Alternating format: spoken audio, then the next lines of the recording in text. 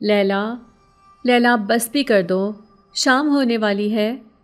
ماں نے چھت کی طرف دیکھ کر آواز دی اور باورچی خانے کے دروازے سے واپس اندر چلی گئیں۔ یہ دوسری بار تھا جب ماں نے لیلا کو آواز دی تھی۔ تھوڑی دیر بعد وہ سیڑھیوں سے نیچے آ رہی تھی۔ اس کے ایک ہاتھ میں قرآن پاک تھا اور دوسرے میں پھولوں کا ایک گلدستہ۔ قرآن پاک کو سینے سے لگائے وہ پھولوں کو بار بار ناک کے قریب لے جاتی اور آنکھیں بند کر کے ان کی خوشبو اپنی سانسوں میں جذب کرنے کی کوشش کرتی۔ میں نے تم سے کتنی بار کہا ہے شام ہونے سے پہلے ہی انہیں چھٹی دے دیا کرو، ماں نے روزانہ کی طرح غصے میں کہا۔ کیا کروں، آہستہ آہستہ پڑھنے والوں کی تعداد بڑھتی جا رہی ہے، سب کو ہی پڑھانا ہوتا ہے، اس نے باورچی خانے کے دروازے میں کھڑے ہو کر جواب دیا۔ کمرے میں آ کر اس نے الماری میں قرآن پاک رکھا اور گلاب کے تازہ سرخ پھولوں کو بیڈ کے سائڈ ٹیبل پر رکھے گلدان میں سجانے لگی۔ ماں کب سے تمہیں باورچی خانے میں بلا رہی ہیں اور تم یہاں پھولوں کے ساتھ کھیل رہی ہو؟ میں نے اسے ماں کے غصے سے ڈرانے کی کوشش کی۔ میری جگہ آپ بھی باورچی خانے میں جا سکتی تھیں اور ماں کی مدد بھی کر سکتی تھیں، آپ کیوں نہیں گئیں؟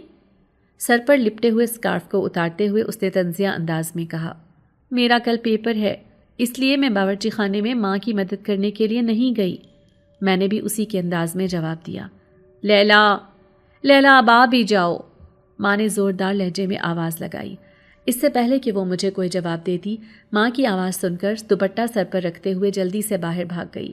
مغرب کی اذان ہونے والی تھی، اس لیے کتاب کو بند کر کے ٹیبل پر رکھتے ہوئے میں وضو کرنے کے لیے اٹھ گئی۔ مغرب کی نماز ادا کر کے میں باورچی خانے میں گئی تو وہ برتن دھونے میں مصروف تھی۔ ماشاءاللہ، بہت پیاری لگ رہی ہو، ہر روز اسی طرح کام کیا کرو۔ پانی پی کر گلاس رکھتے ہوئے میں نے اسے تھپکی دے کر کہا۔ اس کا جواب سنے بغیر ہی میں باورچی خانے سے باہر آ گئی۔ اس کے کہکہے لگانے کی آواز مجھے کمرے کے دروازے پر سنائی دے رہی تھی۔ اللہ کا بہت کرم تھا اس پر، وہ حافظہ قرآن تھی، وہ بہت خوش اخلاق اور خوش مزاج عادات کی مالک تھی۔ ہر وقت کا ہنسنا ہنسانا اس کا پسندیدہ مشغلہ تھا، پر گھر کے کاموں سے تو اس کی جان جاتی تھی۔ یہ الگ بات تھی کہ میں خود بھی اسے گھر کے کاموں کا نہیں کہتی تھی۔ وہ مجھ سے چھوٹی تھی اور مجھے بہت عزیز تھی۔ میڈم، کھانا لگا دیا گیا ہے اور آپ کے والدین کھانے کی میز پر آپ کا انتظار فرما رہے ہیں، تشریف لے آئیں۔ میں پڑھنے میں مصروف تھی جب وہ کمرے میں داخل ہوئی اور میرے سامنے ادب سے سر جھکا کر کسی ملازمہ کی طرح کھانا لگ جانے کی اطلاع دی۔ تم چلو، میں آتی ہوں، میں نے بھی کسی اونچی شان والی مالکن کی طرح اکڑ کر جواب دیا تو وہ سر جھکا کر الٹے قدموں سے چلتے ہوئے کمرے سے باہر نکل گئی۔ اس کے انداز پر ہنستے ہوئے میں ہال میں کھانے کی میز پر آئی جہاں ماں اور والد میرا ہی انتظار کر رہے تھے۔ السلام علیکم کہتے ہوئے میں لیلا کے ساتھ والی کرسی پر بیٹھ گئی۔ وعلیکم السلام، والد نے اونچی آواز میں جواب دیا اور کھانے کی طرف ہاتھ بڑھا دیا۔ پیپر کی تیاری کیسی ہے؟ کھانے کے دوران والد نے پوچھا۔ تیاری تو بہت اچھی ہے، اب دیکھیں کیا ہوتا ہے، میں نے جواب دیا۔ کھانا ختم کر کے میں گندے برتن اٹھانے لگی تو اس نے ہاتھ کے اشارے سے مجھے روک دیا۔ میڈم، آپ کیوں تکلیف کرتی ہیں؟ آپ کی ملازمہ موجود ہے یہ سب کام کرنے کے لیے، اس نے سر جھکاتے ہوئے کہا تو اس کے اس انداز پر ماں اور والد بھی مسکرانے لگے۔ وہ ہر روز کام کرتی ہے، ایک روز کام کرنے سے تم ملازمہ بن گئی ہو؟ اس کی طرف دیکھتے ہوئے مسکرا کر ماں نے پوچھا۔ میں نے اب فیصلہ کر لیا ہے، ہر روز میری بڑی آپی سارا ہی کام کیا کرے گی، جاسوسی انداز میں اس نے کہا اور سارا کام مجھ پر ہی ڈال دیا۔ والد نے اس کے کام چوری کے انداز پر کھل کر کہا لگایا تھا۔ کھانے کے بعد میں اپنے کمرے میں آ گئی اور پیپر کی تیاری کرنے لگی۔ ہم دونوں بہنیں تھیں اور روایتی بہنوں کی طرح ہم آپس میں کبھی کبھی لڑتی بھی تھیں، لیکن زیادہ تر ہم پیار محبت سے وقت گزارتی تھیں۔ والد ایک پرائیویٹ کمپنی میں جاب کرتے تھے، دن کا سارا وقت تو ان کا آفس میں گزر جاتا تھا۔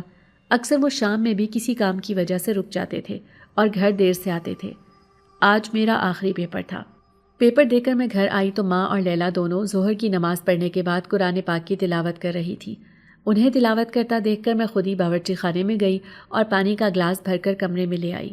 فریش ہو جاؤ، میں کھانا لگاتی ہوں، ماں نے قرآن پاک بند کر کے الماری میں رکھتے ہوئے کہا۔ منہ ہاتھ دھو کر میں واپس کمرے میں آئی تو ماں اکیلی ہی کھانا لگا رہی تھی اور وہ کھانے کے لیے بیٹھ چکی تھی۔ کھانے کے لیے بیٹھنے سے پہلے سارے برتن تو لے آتی، اس کے ساتھ بیٹھتے ہوئے میں نے کہا۔ پیپرز کے دوران میں نے آپ کی بہت خدمت کی ہے، اب آپ کے پیپرز ختم ہو چکے ہیں، لہٰذا میں کوئی کام نہیں کروں گی، اس نے اپنے مخصوص انداز میں جواب دیا۔ ماں باقی برتن بھی اٹھا کر لے آئی تھی۔ کھانے کے بعد ہم تینوں ہی آرام کرنے کے لیے لیٹ گئیں۔ گرمی کی اس دوپہر میں ٹھنڈے کمرے میں لیٹ کر اکثر مجھے والد کی یاد آ جاتی تھی۔ ہمارے آرام کے لیے وہ سارا دن آفس میں ہی گزار دیتے تھے۔ سو کر اٹھی تو چھت سے تلاوت کی خوبصورت آواز آ رہی تھی۔ آواز بہت دھیمی سنائی دے رہی تھی، لیکن اس میں بہت سرور تھا۔ لیلا ہر روز اس وقت چھت پر جا کر تلاوت کرتی تھی۔ سورج جن کی تلاوت روز کرنے سے بہت سے جنات چھت پر تلاوت سننے کے لیے آ جاتے تھے۔ ایک روز وہ آنکھیں بند کر کے تلاوت کر رہی تھی۔ جب آنکھیں کھولیں تو سامنے ہی عجیب و غریب قسم کی مخلوق زمین پر بیٹھ کر سر جھکائے تلاوت سن رہی تھی۔ اچانک سے ان کی ڈراؤنی شکل و صورت دیکھ کر وہ ڈر گئی، لیکن ان کا مؤدبانہ انداز دیکھ کر اسے تھوڑا حوصلہ ہوا۔ آپ کی آواز بہت خوبصورت ہے، اس لیے ہم سب آپ کی تلاوت سننے کے لیے یہاں آئے ہیں۔ ایک خوفناک شکل والے جن نے ادب سے سر جھکا کر کہا۔ آپ تلاوت سن کر یہاں سے چلے جائیں گے؟ لیلا نے ڈرتے ہوئے پوچھا۔ ہم صرف تلاوت سننے آئے ہیں، سن کر واپس لوٹ جائیں گے؟ اسی جن نے ادب سے سر جھکا کر جواب دیا۔ میں نے سورج جن کی تلاوت مکمل کر لی ہے، اب آپ سب تشریف لے جائیں۔ لیلا نے دھیمے لہجے میں انہیں چلے جانے کو کہا۔ اگر آپ اجازت دیں تو ہم روزانہ اس وقت تلاوت سننے کے لیے آ جایا کریں، اسی جن نے منت بھرے انداز میں کہا۔ جی آپ کو اجازت ہے، آپ سب آ سکتے ہیں۔ انکار کرنے کا حوصلہ اس میں نہیں تھا، اس لیے اس نے اقرار کر لیا۔ آپ نے اجازت دے دی، ہم آپ کے احسان مند رہیں گے۔ ایک جن عورت نے ممنون انداز میں کہا۔ آپ کی تلاوت اور الفاظ کی ادائیگی بہت زبردست ہے، اگر آپ اجازت دیں تو ہم اپنے بچوں کو بھی آپ کے پاس لے آیا کریں۔ تلاوت سننے کے بعد آپ انہیں قرآن پاک پڑھنا سکھا دیا کریں۔ اسی عورت نے پوچھا۔ جی آپ انہیں بھی ساتھ لا سکتی ہیں۔ وہ ان سے جلد از جلد جان چھڑانا چاہتی تھی، اس لیے ہر بات کرنے کی حامی بھر لی تھی۔ اس کے بعد وہ اللہ حافظ کہتے ہوئے غائب ہو گئے۔ اس نے حلق میں اٹکا ہوا سانس خارج کیا اور بھاگتی ہوئی سیڑھیاں اتر کر نیچے آ گئی۔ اس کے چہرے پر ہوائیاں اڑ رہی تھیں۔ کیا ہوا ہے؟ اتنی گھبرائی ہوئی کیوں ہو؟ ماں نے اس کا خوفزدہ چہرہ دیکھتے ہوئے پوچھا۔ ماں کے قریب بیٹھ کر اس نے سارا واقعہ سنایا تو ماں بھی پریشان ہو گئیں۔ رات کو والد کو ساری بات بتائی تو بجائے پریشان ہونے کے وہ ہنسنے لگے۔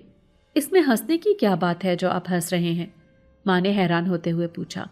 آپ لوگ تو یوں ڈر رہی ہیں جیسے جنات نے آپ کے گھر پر قبضہ کرنے کی اجازت مانگ لی ہو۔ وہ قرآن سننے اور سیکھنے کے لیے آنا چاہتے ہیں، اس میں کیا برائی ہے؟ والد نے مسکراتے ہوئے پوچھا۔ والد؟ ان کی شکلیں انتہائی خوفناک اور ڈراؤنی تھیں، انہیں دیکھ کر میں ڈر گئی تھی، پڑھاؤں گی کیسے؟ لیلا نے خوفزدہ لہجے میں کہا۔ وہ بھی اللہ کی بنائی ہوئی مخلوق ہیں، اور انسان تو اشرف المخلوقات ہے، اسے ڈرنے کی کیا ضرورت ہے؟ والد نے سمجھانے کے انداز میں کہا۔ مرتی کیا نہ کرتی کے مطابق وہ حامی تو بھر ہی چکی تھی، اس لیے اب پڑھانا تو تھا ہی۔ اس روز کے بعد ہر روز شام ہوتے ہی وہ چھت پر چلی جاتی۔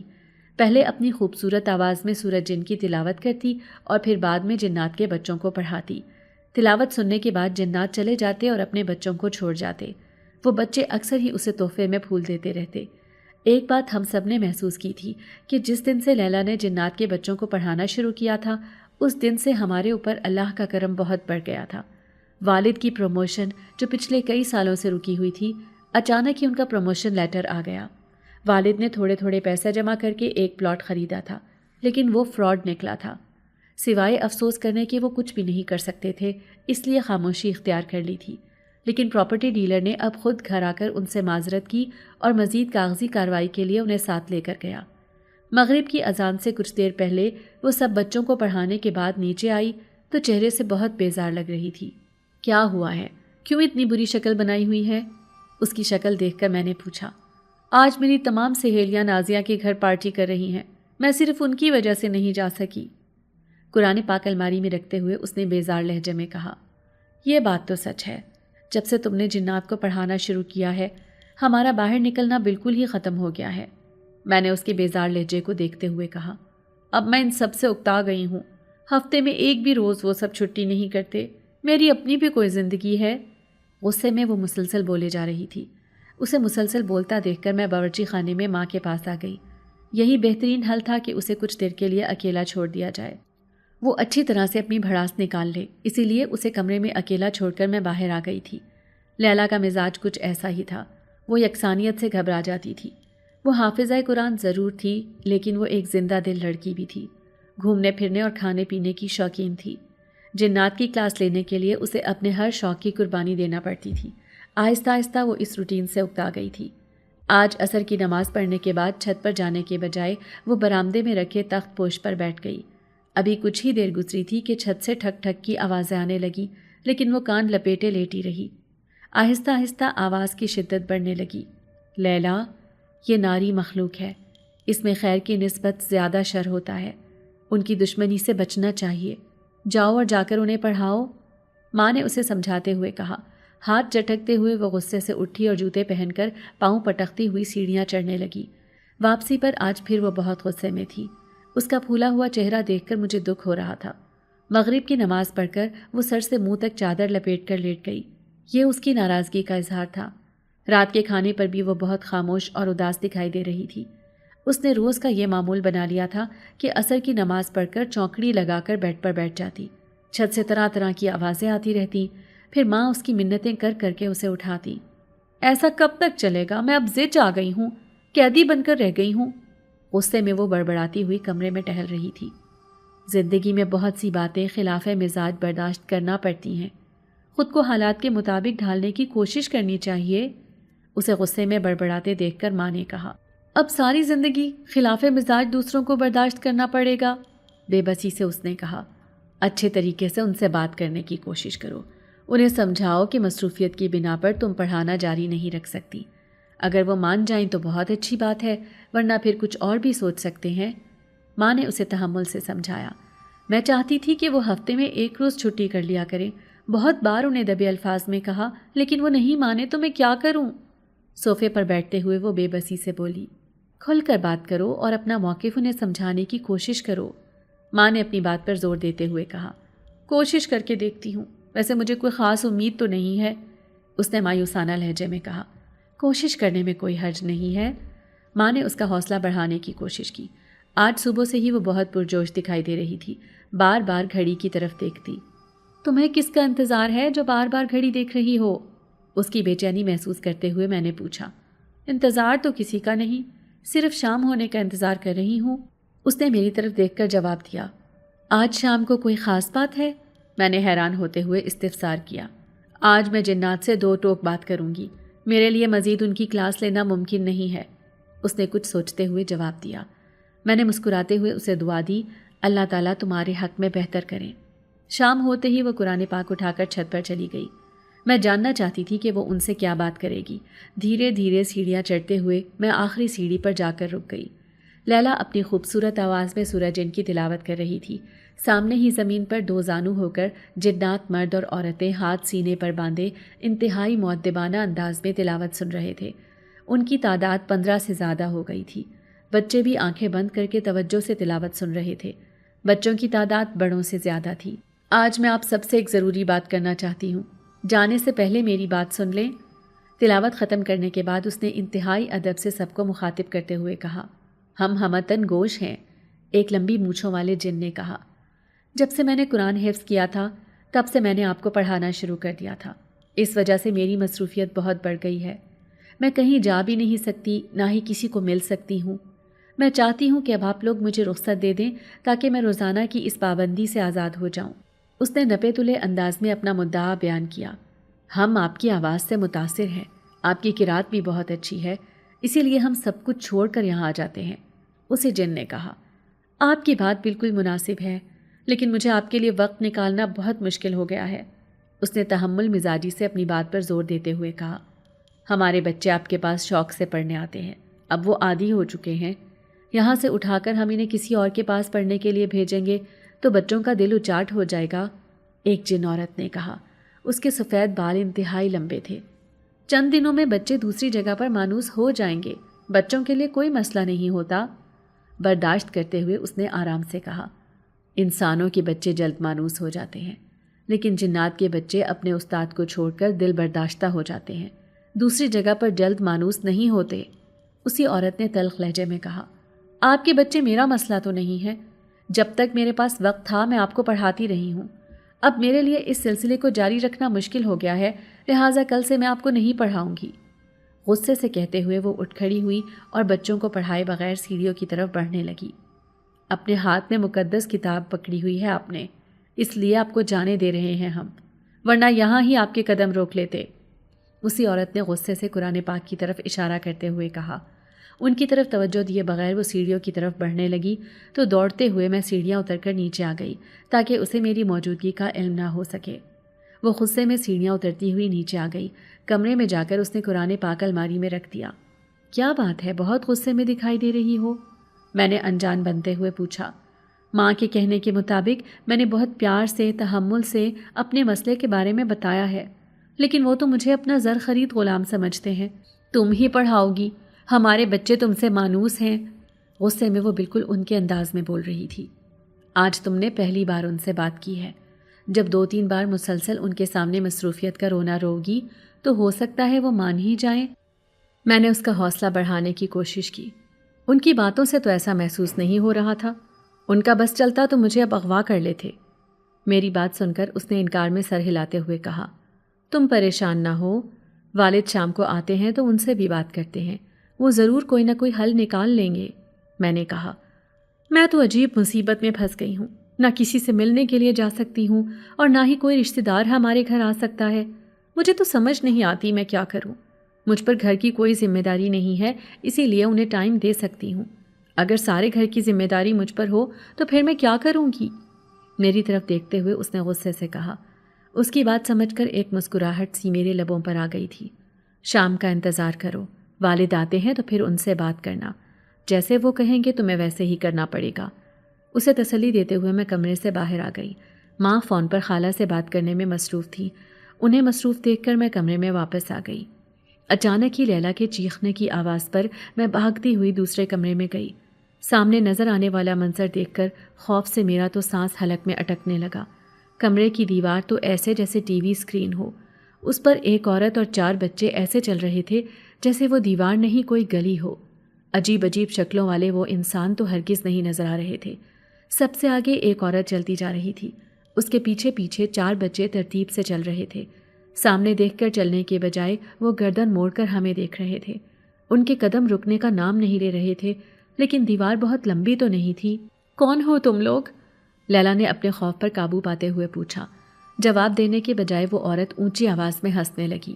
آپ لوگ کون ہو اور یہاں کیوں آئے ہو؟ دوبارہ سے اپنی ہمت کو جمع کرتے ہوئے لیلا نے پوچھا۔ ہمارا کام تمہیں بیماری میں مبتلا کرنا ہے اور ہم اسی لیے آئے ہیں۔ عورت نے سرخ انگارہ آنکھوں سے لیلا کی طرف دیکھتے ہوئے کہا۔ میں نے تمہارا کیا بگاڑا ہے جو تم میرے پیچھے پڑ گئے؟ لیلا نے خوف اور بے بسی سے کہا۔ جواب دینے کے بجائے وہ عورت زور زور سے ہنسنے لگی اور ایک دم سے اپنے بچوں سمیت ہی غائب ہو گئی۔ دیوار پہلے کی طرح نظر آنے لگی۔ مجھے تو اپنی آنکھوں پر یقین نہیں آ رہا تھا۔ ایسا محسوس ہوتا تھا کہ یہ سب خواب میں دیکھا ہے، حقیقت سے اس کا کوئی تعلق ہی نہیں ہے۔ دیوار پر بالکل حقیقی طور پر ان کو دیکھا جا سکتا تھا۔ ذہن یہ سب سمجھنے سے قاصر تھا۔ لیلا سر پیٹتے ہوئے بیڈ پر بیٹھ گئی۔ جنات مجھ سے بدلہ لینے کے لیے ایسی حرکتیں کر رہے ہیں، اس نے انتہائی فکر مندی سے کہا۔ مجھے بھی ایسا ہی لگ رہا ہے۔ اس کی بات سے اتفاق کرتے ہوئے میں نے کہا، بچوں کو کسی دوسرے کے پاس پڑھانے کے لیے کہا تو کہتے ہیں کہ جنات کے بچے استاد بدلنے پر دل برداشتہ ہو جاتے ہیں اور اب اسی استاد کو تنگ کرنے میں کوئی کسر نہیں اٹھا رہے۔ لیلا نے ایک بے بس سی سانس لیتے ہوئے کہا۔ خوف کے مارے میرا سانس ابھی تک حلق میں ہی اٹکا ہوا تھا۔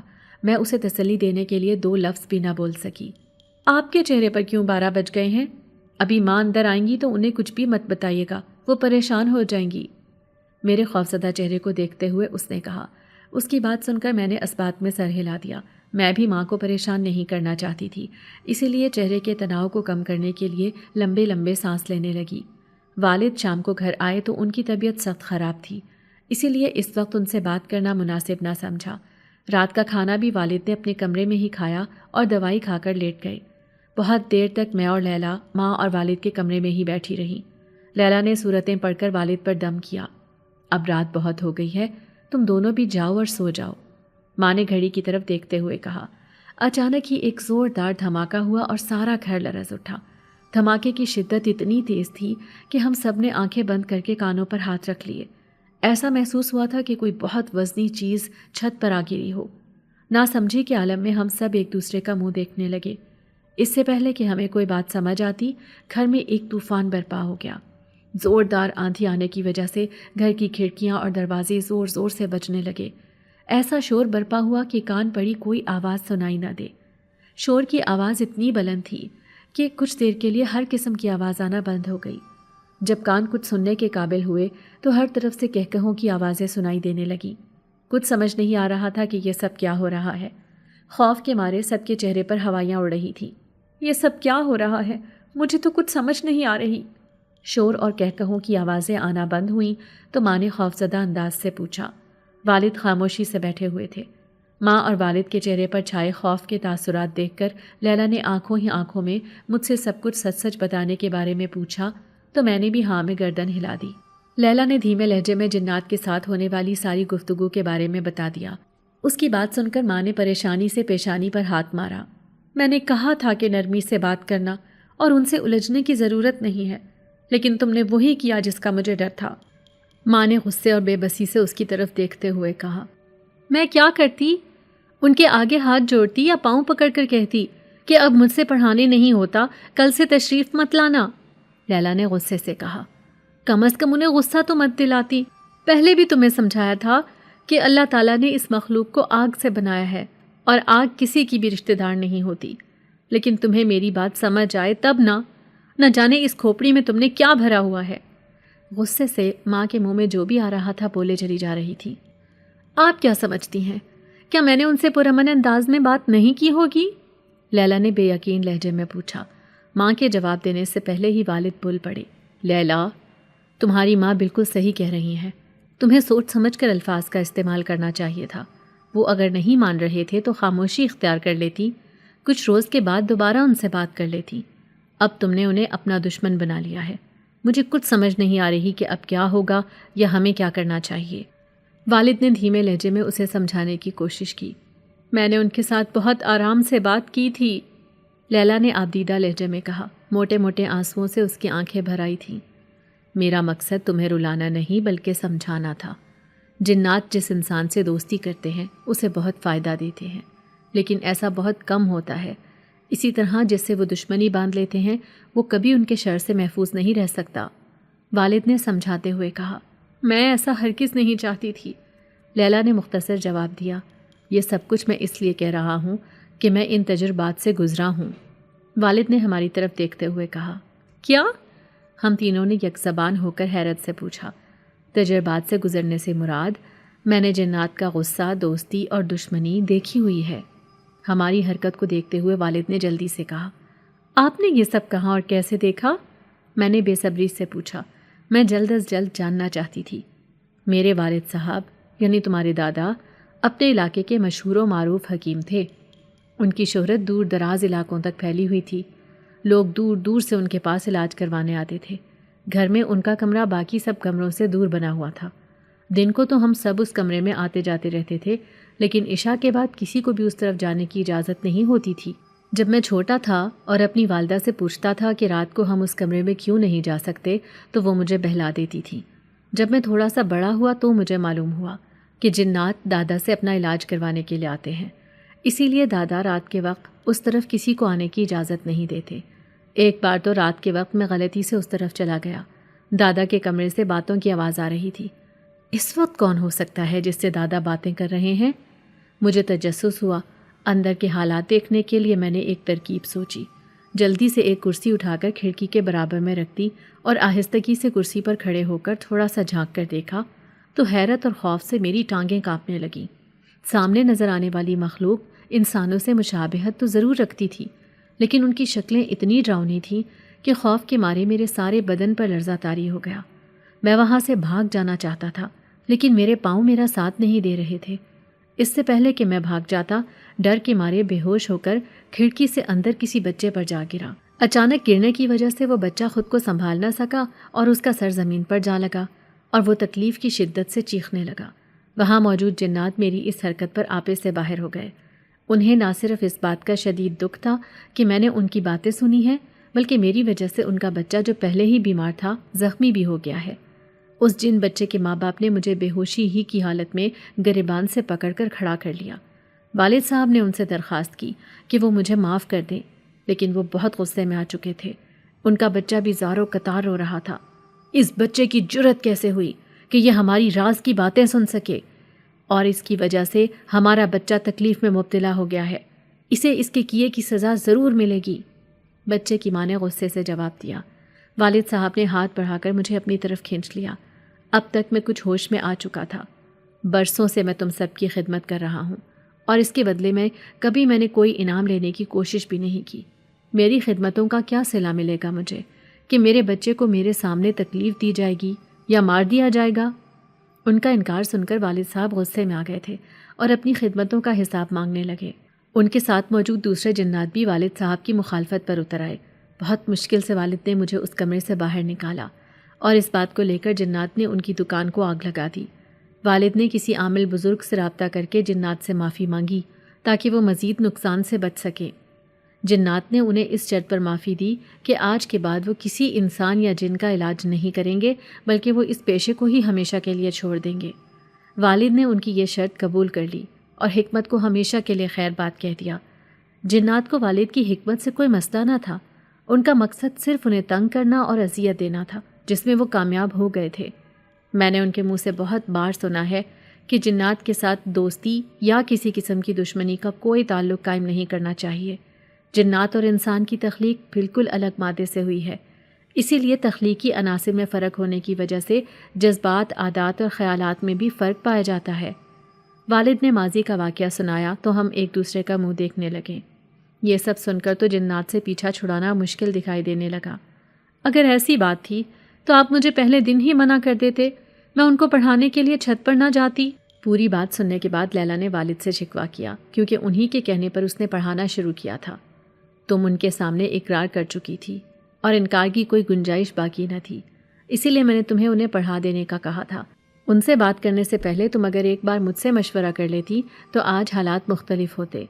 والد نے تأسف بھری نظروں سے اس کی طرف دیکھتے ہوئے کہا، مجھے تو حالات کی سنگینی کا اندازہ ہی نہیں تھا، اسی لیے مجھ سے غلطی ہو گئی۔ سر جھکا کر لیلا نے شرمندگی سے کہا، اب تم ایسا کرو، کل سے دوبارہ چھت پر جا کر انہیں پڑھانا شروع کر دو۔ ان سے کسی قسم کی کوئی بات کرنے کی ضرورت نہیں ہے، میں خود ہی اس کا کوئی حل تلاش کرتا ہوں۔ والد نے لیلا کو مشورہ دیا، جیسا آپ کو مناسب لگتا ہے میں اب وہی کروں گی۔ لیلا نے اقرار میں سر ہلاتے ہوئے کہا، رات بہت ہو چکی ہے، بلکہ اب تو صبح ہونے والی ہے، تم لوگ اپنے کمرے میں جاؤ۔ ماں نے گھڑی کی طرف دیکھتے ہوئے کہا، اپنے کمرے میں آ کر سونے کے بجائے ہم دونوں بیڈ پر بیٹھ گئیں۔ مجھے تو کچھ سمجھ نہیں آ رہی کہ میرے ساتھ کیا ہو رہا ہے، لیلا نے تھوڑی کے نیچے ہاتھ رکھتے ہوئے پرسوچ انداز میں کہا۔ اس سلسلے میں مجھے مدرسے کے قاری صاحب سے بات کرنی چاہیے، ہو سکتا ہے کہ وہ کوئی حل نکال لیں۔ پریشانی سے وہ ذہن میں آنے والے مختلف خیالات کو بیان کرنے لگی۔ ابھی تم آرام سے لیٹ جاؤ اور کچھ بھی نہ سوچو، اپنے دماغ کو آرام دو، صبح اٹھ کر دیکھیں گے کہ کیا کرنا چاہیے۔ اس کی پریشان شکل دیکھتے ہوئے میں نے کہا، پتہ نہیں میرے نصیب میں آرام ہے یا نہیں۔ وہ بہت مایوس ہو چکی تھی، اس لیے نا امیدی والی باتیں کرنے لگی۔ تم پریشان مت ہو، اللہ بہتر کرے گا۔ میں نے اسے تسلی دینے کی کوشش کی۔ پوری رات ہم نے یوں ہی آنکھوں میں کاٹ دی، نیند تو جیسے ہم سے روٹ ہی گئی تھی۔ حسب معمول ناشتے کے بعد والد آفس چلے گئے تھے۔ گھر کے کام کاج کرتے وقت گزرنے کا احساس ہی نہ ہوا۔ عصر کی نماز پڑھنے کے بعد قرآن پاک اٹھا کر وہ چھت پر چلی گئی۔ اس کا چہرہ بہت اترا ہوا تھا اور وہ بہت خوفزدہ بھی دکھائی دے رہی تھی۔ شاید وہ ڈر رہی تھی کہ جنات اس سے بدلہ لینے کے لیے نہ آ جائیں۔ تھوڑی دیر بعد ہی چھت سے آواز آنا شروع ہو گئی تو میں نے سکون کا سانس لیا۔ تلاوت کی آواز آنے کا مطلب تھا کہ جنات پڑھنے کے لیے آ چکے ہیں۔ دوبارہ سے اس نے پڑھانے کا آغاز کر دیا تھا، لیکن وہ اس معمول سے خوش نہ تھی۔ انہی دنوں گھر میں ہمارے رشتے کی بات ہونے لگی۔ ہم دونوں کے لیے ایک ہی گھر سے رشتہ آ رہا تھا۔ ماں اور والد سخت پریشان تھے کہ لیلا کے معمولات کے بارے میں انہیں کیسے آگاہ کریں، اور یہ سب جاننے کے بعد ان کا رویہ کیا ہوگا۔ والدین اپنے بچوں کے لیے ہمیشہ اچھا ہی سوچتے ہیں، اس لیے ماں اور والد کو یہ خواہش تھی کہ لیلا اب جنات کو پڑھانا چھوڑ دے تاکہ اس کے مستقبل کے لیے کوئی مسئلہ نہ ہو۔ لیکن وہ دیکھ چکے تھے کہ لیلا کے انکار پر جنات نے کیا حشر برپا کیا تھا۔ کچھ سمجھ نہیں آ رہی تھی کہ ان حالات میں کیا کیا جائے۔ لیلا کی روٹین میں بھی کوئی فرق نہیں آیا تھا۔ عصر کی نماز پڑھنے کے فوراً بعد وہ چھت پر چلی جاتی اور مغرب کی نماز کے وقت وہ نیچے آتی۔ اب تو وہ ہر وقت خاموش اور تنہا بیٹھی رہتی تھی۔ پہلے والی شوخی اور شرارت جو اس کی ذات کا حصہ تھی وہ بالکل ختم ہو گئی تھی۔ میرے ساتھ ساتھ ماں اور والد بھی اس کی حالت دیکھ کر پریشان ہو جاتے تھے۔ آج پھر رشتے والی آنٹی صبح سویرے ہی آ پہنچی تھی۔ وہ ہمارا جواب جاننے کے لیے بے تاب تھیں۔ تھوڑا سا وقت ہمیں دے دیں، ہم آپ کو بتا دیں گے۔ ماں نے کچھ وقت اور مانگ لیا تھا۔ ارے بہن، اور کتنا وقت چاہیے؟ رشتوں کے معاملات بہت نازک ہوتے ہیں، ان میں زیادہ دیر نہیں لگانی چاہیے، اس عورت نے ماں کو سمجھاتے ہوئے کہا۔ آپ بالکل صحیح کہہ رہی ہیں، آج ان کے والد سے میں دوبارہ بات کروں گی تو پھر جلد ہی آپ کو جواب دے دوں گی، ماں نے ان کی بات سے اتفاق کرتے ہوئے کہا۔ اچھا بہن، اب میں چلتی ہوں، جلد ہی دوبارہ چکر لگاؤں گی۔ وہ اٹھتے ہوئے دوبارہ آنے کا کہہ کر چلی گئی، لیکن ماں اور والد کے لیے ایک نہ ختم ہونے والی اذیت میں مبتلا کر گئی تھی۔ رشتوں کی بنیاد کسی غلط فہمی پر یا جھوٹ پر نہیں رکھنی چاہیے، اس لیے اگلے بار رشتے والی عورت آئے تو اسے سب سچ بتا دینا۔ واشنگ مشین گندے کپڑوں سے بھر چکی تھی، اس لیے آج میں نے کپڑے دھونے کا ارادہ کیا۔ ناشتہ کرنے کے بعد ماں اور لیلا گھر کے باقی کاموں میں مصروف ہو گئیں۔ کپڑے دھو کر خشک کرنے کے لیے میں صحن میں بندھی تار پر پھیلا رہی تھی جب گیٹ کی بیل بجنے کی آواز سنائی دی۔ دروازہ کھولا تو سامنے وہی رشتہ کروانے والی آنٹی اور ایک بہت پیاری نفیس سی خاتون کھڑی تھی۔ انہیں سلام کرتے ہوئے میں نے پیچھے ہٹ کر اندر آنے کا راستہ دیا۔ انہیں ڈرائنگ روم میں بٹھا کر ماں کو اطلاع دی اور ان کی خاطر مدارت کے لیے باورچی خانے میں آ گئی۔ ٹرے میں کولڈ ڈرنکس اور گلاس رکھ کر میں ڈرائنگ روم میں آ گئی۔ آپ کو اور کتنا وقت چاہیے؟ اگر آپ کا دل نہیں مانتا تو ہمیں انکار کر دیں، ہمیں کوئی امید تو نہ رہے، نفیس سی خاتون تیز لہجے میں ماں سے کہہ رہی تھی۔ میرے اندر داخل ہونے پر وہ خاموش ہو گئی۔ آپ ہمیں غلط نہ سمجھے، ہماری مجبوری تھی، اس لیے آپ سے وقت مانگا تھا۔ ماں نے اپنی صفائی پیش کرنے کی کوشش کی۔ کولڈ ڈرنک گلاسوں میں ڈال کر میں کمرے سے باہر آ گئی۔ دروازے سے چند قدم کے فاصلے پر میں رک گئی۔ مجھے ماں جان کا ان کے سامنے یوں شرمندہ ہونا اچھا نہیں لگ رہا تھا، اسی لیے میں رک کر ان کی باتیں سننے لگی۔ بہت دنوں تک ہم نے انتظار کیا کہ شاید آپ کی مجبوری ختم ہو جائے، آواز میرے کانوں سے ٹکرائی۔ ہم آپ کو کسی دھوکے میں نہیں رکھنا چاہتے۔ میری چھوٹی بیٹی لیلا حافظہ قرآن ہونے کے ساتھ ساتھ بچوں کو پڑھاتی بھی ہے، ماں نے دھیمے لہجے میں بتایا۔ وہ سچ بتانے کے لیے الفاظ تلاش کر رہی تھی۔ یہ تو بہت اچھی بات ہے، اگر اسے پڑھانے کا شوق ہے تو وہ شادی کے بعد بھی اپنے اس شوق کو جاری رکھ سکتی ہے۔ ہم بھی مسلمان ہیں، کیوں اسے منع کریں گے ہم؟ آنٹی نے خوش ہوتے ہوئے کہا۔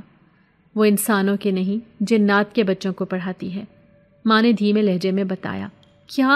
کیا؟ دونوں عورتوں نے یک زبان ہو کر حیرت سے پوچھا۔ آپ نے ہمیں پہلے کیوں نہیں بتایا؟ ہم نے ویسے ہی آپ کا انتظار کیا۔ آپ کی بچی تو جنات کی استاد نکلی، نہ جانے کل کو وہ ہم پر کیسے کیسے جادو کرتی رہے گی۔ ہمیں اس گھر میں رشتہ نہیں کرنا۔ آپ میری بات کو سمجھنے کی کوشش کریں، وہ آپ پر یا کسی اور پر کیوں جادو کرے گی؟ وہ حافظہ قرآن ہے، اچھائی اور برائی کو سمجھتی ہے اچھی طرح، ماں نے انہیں سمجھانے کی کوشش کی۔ نہیں، ہمیں ایسے گھر میں رشتہ ہی نہیں کرنا جہاں لڑکیاں جنات کو پڑھاتی ہوں۔ اللہ جانتا ہے اس دنیا میں کیسے کیسے لوگ پائے جاتے ہیں۔ منہ میں بڑبڑاتی ہوئی وہ بیرونی دروازے سے باہر نکل گئیں۔ ان کی باتیں سن کر میرے لیے قدم اٹھانا محال ہو چکا تھا۔ ماں کے دل پر جانے کیا بیت رہی ہوگی، یہی سوچ کر میں ڈرائنگ روم میں آ گئی جہاں وہ اپنی بے بسی پر آنسو بہا رہی تھی۔ یہ برتن اٹھا کر باورچی خانے میں رکھاؤ، میرے کمرے میں داخل ہونے پر دوپٹے سے آنکھیں صاف کرتے ہوئے ماں نے کہا۔ وہ میرے سامنے خود کو پریشان ظاہر نہیں کرنا چاہ رہی تھی۔ اللہ تعالیٰ کے ہر کام میں کوئی نہ کوئی مصلحت ہوتی ہے، جو ہوا اچھا ہوا، اب آپ نے خود کو مزید پریشان نہیں کرنا۔ ان کے سامنے کھڑے ہو کر میں نے انہیں پیار بھرے لہجے میں سمجھانے کی کوشش کی۔ وہی ہوا ہے نا جس کا ڈر تھا، ماں نے ڈبڈبائی ہوئی آنکھوں سے میری طرف دیکھ کر کہا۔ کچھ بھی نہیں ہوا، آپ پریشان نہ ہوں، ان کا ہاتھ اپنے ہاتھوں میں پکڑتے ہوئے میں نے کہا۔ لیلا نے تو چپ سادھ لی تھی۔ جب سے اسے پتہ چلا تھا وہ خاموشی سے بیڈ پر بیٹھ کر دیوار کو دیکھے جا رہی تھی۔ اسے ایسے خاموش دیکھ کر ماں مزید پریشان ہو رہی تھی۔ اس کی خاموشی شام تک شدید بخار میں تبدیل ہو چکی تھی۔ بخار کی شدت نے اسے ہوش و خرد سے بیگانہ کر دیا تھا۔ ماں نے فون پر والد کو سب کچھ بتا دیا تھا۔ اچانک ہی تیز ہوا چلنے لگی جس نے آندھی کی شکل اختیار کر لی تھی۔ چھت پر میں نے کچھ کپڑے پھیلائے تھے، جلدی سے وہ اتارنے کے لیے چھت کی طرف بڑھی۔ میں یہ بھول گئی تھی کہ اس وقت چھت پر لیلا جنات کو پڑھا رہی ہوتی تھی اور آج وہ بخار میں مبتلا ہونے کی وجہ سے چھت پر نہیں جا سکی۔ چھت پر قدم رکھتے ہی میری آنکھیں حیرت سے پھیل گئیں۔ چھت پر جنات اور ان کے بچے ادھر ادھر ٹہل کر اس کا انتظار کر رہے تھے۔ اچانک ہی مجھے حیرت کا شدید جھٹکا لگا اور خوف کے مارے میں تھر تھر کانپنا شروع ہو گئی۔ چھت پر موجود جنات اور ان کے بچے عجیب و غریب قسم کے پرندوں میں تبدیل ہو گئے، جن کی گردنیں لمبی اور بالوں کے بغیر تھیں، جبکہ باقی جسم پر کالے سیاہ بال تھے۔ اس سے پہلے میں نے اس شکل کے پرندے کبھی نہیں دیکھے تھے۔ کپڑے ہوا کی وجہ سے نیچے گر چکے تھے۔ دیکھتے ہی دیکھتے وہ سب پرندے ایک جگہ پر جمع ہونے لگے۔ اس سے پہلے کہ میں ان کے اس طرح جمع ہونے کی وجہ جان پاتی، سیڑھیوں پر سے کسی کے قدموں اور باتوں کی آواز سنائی دینے لگی۔ میں نے جلدی سے پیچھے مڑ کر دیکھا۔ والد اور لیلا کے مدرسے کے قاری صاحب بہت تیزی سے اوپر کی طرف آ رہے تھے۔ چھت کا منظر دیکھ کر تو وہ دونوں ہکا بکا رہ گئے۔ آپ پریشان نہ ہوں، میں سب سنبھال لوں گا، آہستہ آواز میں قاری صاحب نے والد کو تسلی دی۔ قاری صاحب نے کسی انجانی زبان میں ان سب کو مخاطب کیا تو وہ ادھر ادھر پھڑپھڑانے لگے اور پھر ایک دم سے پرسکون ہو گئے۔ قاری صاحب نے پھر کسی اجنبی زبان میں ان سے کچھ کہا اور ساتھ ہی ہاتھ سے کچھ اشارہ بھی کیا۔ پلک جھپکتے ہی وہ سب جنات کے روپ میں ظاہر ہو گئے اور ترتیب سے بیٹھنے لگے۔ آپ سب یہاں کیوں جمع ہیں؟ اب کی بار قاری صاحب نے سادہ زبان میں ان سے پوچھا۔ اس وقت ہم یہاں پر روزانہ سورۃ جن کی تلاوت سننے اور بچوں کو قرآن سکھانے لے کر آتے ہیں، ایک لمبی ناک اور گول گول سرخ آنکھوں والی عورت نے جواب دیا۔ آج اگر آپ کی قاریہ نہیں آ سکی تو پھر بھی آپ یہاں پر ہی موجود ہیں، واپس کیوں نہیں گئے؟ قاری صاحب نے تیز لہجے میں پوچھا۔ جواب دینے کے بجائے وہ قاری صاحب کا منہ دیکھنے لگی۔ آپ کی خاموشی بتا رہی ہے کہ آپ سب پرندوں کی شکل میں غول بنا کر پورے گھر پر حملہ کرنے والے تھے۔ میں ٹھیک کہہ رہا ہوں نا؟ قاری صاحب نے سب پر نگاہ ڈالتے ہوئے کہا۔ اب کی بار بھی وہ خاموش رہے۔ جب اللہ تعالیٰ نے انسان کو آزاد پیدا کیا ہے تو تم کسی کو اپنا غلام یا پابند کیسے بنا سکتے ہو؟ قاری صاحب نے غصیلے لہجے میں پوچھا۔ وہ اب بھی سر جھکائے بیٹھے تھے۔ تم میں بہت سے ایسے ہیں جنہوں نے مجھ سے اور میرے والد صاحب سے قرآن پڑھنا سیکھا تھا۔ کیا ہم نے تمہیں یہ سکھایا تھا کہ کسی کی زندگی اس پر تنگ کر دو یا اسے اپنا پابند بنا لو؟ میرا تو جی چاہ رہا ہے کہ تمہارے قبیلے کے سردار کو یہاں بلاؤں اور تمہاری ہر حرکت کے بارے میں بتاؤں، وہی تمہاری سزا بھی تجویز کرے۔ قاری صاحب غصے میں بول رہے تھے اور وہ سب سر جھکائے سن رہے تھے۔ ہمیں معاف کر دیں، ہم سے غلطی ہو گئی۔ اس بچی کے انکار نے ہمیں طیش دلا دیا تھا۔ ایک لمبوترے چہرے والے جن نے ہاتھ جوڑ کر درخواست کی۔ کسی کی زندگی اجیرن کر کے معافی مانگ لینا کتنا آسان ہوتا ہے۔ قاری صاحب نے طنزیہ انداز میں کہا۔ ہم اپنے کیے پر شرمندہ ہیں، آپ ہماری شکایت قبیلے کے سردار سے مت لگانا، ایک شوخ لباس والی عورت نے منت کرتے ہوئے کہا۔ تمہارے سردار نے کبھی کوئی ناانصافی کی یا کسی کو ناحق نقصان پہنچایا ہو؟ وہ میرے والد صاحب کے خاص شاگردوں میں سے ہیں۔ قاری صاحب نے اونچی آواز سے کہا۔ اس میں کوئی شک نہیں کہ ہمارے سردار بہت انصاف پسند ہے، بہت سے جنات نے یک زبان ہو کر کہا۔ اب تمہارے کیا ارادے ہیں؟ اس بچی کی جان چھوڑنی ہے یا نہیں؟ جان بوجھ کر قاری صاحب نے بات ادھوری چھوڑ دی۔ ہم ان کے ہمیشہ احسان مند رہیں گے اور اب کبھی انہیں تنگ نہ کرنے کا وعدہ کرتے ہیں۔ ایک بزرگ جن نے کہا۔ وعدہ کرو کہ دوبارہ یہاں کبھی نہیں آؤ گے اور نہ ہی اس گھر کے مکینوں کو کبھی تنگ کرو گے۔ قاری صاحب نے ہاتھ اٹھا کر ان سے وعدہ لیا۔ اس کے بعد وہ ایک دم سے غائب ہو گئے، نظر آنا بند ہو گئے۔ چھت سے نیچے آ کر قاری صاحب نے مختلف صورتیں پڑھ کر لیلا پر دم کیا۔ اللہ سب بہتر کرنے والا ہے، آپ اپنی اولاد کے لیے دعا کیا کریں، والدین کی دعاؤں میں بہت اثر ہوتا ہے۔ قاری صاحب نے ماں اور والد کی طرف دیکھتے ہوئے کہا۔ ہم تو ہر وقت ہی اپنی اولاد کے لیے دعائیں کرتے ہیں، ماں نے جواب دیا۔ شادی بیاہ کے معاملات اللہ پر چھوڑ دینے چاہیے، جب وہ چاہے گا یا اس کا حکم ہوگا تو آپ کے سارے مسئلے حل ہو جائیں گے۔ قاری صاحب نے سمجھاتے ہوئے کہا۔ آپ بالکل بجا فرما رہے ہیں۔ والد نے سر ہلا کر ان کی تائید کی۔ ایک جگہ رشتے سے انکار ہوا ہے تو اس کا مطلب ہے کہ وہاں بچیوں کے نصیب جڑے ہوئے تھے ہی نہیں، پھر پریشانی کس بات کی ہے؟ قاری صاحب نے مسکراتے ہوئے کہا تو ماں اور والد بھی ان کی بات پر مسکرا دیے۔ 2-3 روز میں لیلا کی صحت بالکل ٹھیک ہو گئی تھی۔ آج ہم بازار چلتے ہیں شاپنگ کے لیے، اسے تندرست دیکھ کر میں نے تجویز دی۔ عصر کی نماز پڑھ لیں تو پھر چلتے ہیں، ماں نے مسکرا کر جواب دیا۔ عصر کی نماز سے فارغ ہو کر ہم تینوں بازار کے لیے نکلیں تو ایک انجانے خوف سے ہم دونوں نے نگاہیں اٹھا کر چھت کی طرف دیکھا اور پھر مسکرا کر ایک دوسرے کی طرف دیکھا۔ آج ہم آزادی منانے جا رہے ہیں، اس نے پرجوش انداز میں کہا اور آگے بڑھ گئی۔